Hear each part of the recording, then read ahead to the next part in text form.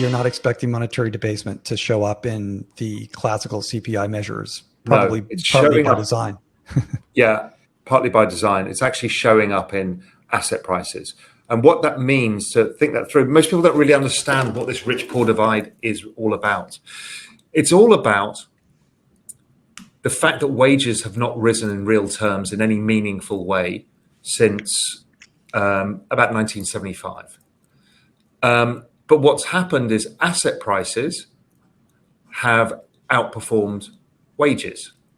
So that means over time, you can buy less of a share of the S&P or less of an ounce of gold or less of a house with your average median income. Don't use average income, because average income is skewed towards very rich people. So the median income is the important one here. And the median household income, adjusted for inflation, has barely risen. But the problem is the assets have risen.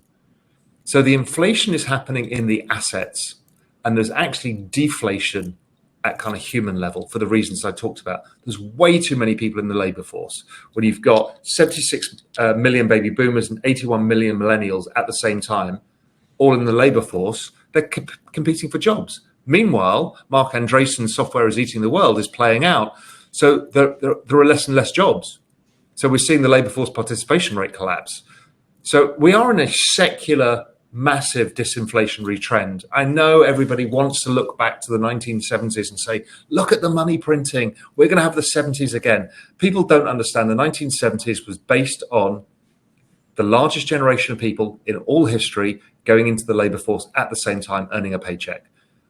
So what happened is it created a massive once-off secular demand for goods and services and for increase in wages. That is never to be repeatable, basically, unless we can create an enormous baby boom that's not offset. So the problem is with the millennials is they're offset by the retirees of the others. So we have a terrible disinflationary wave.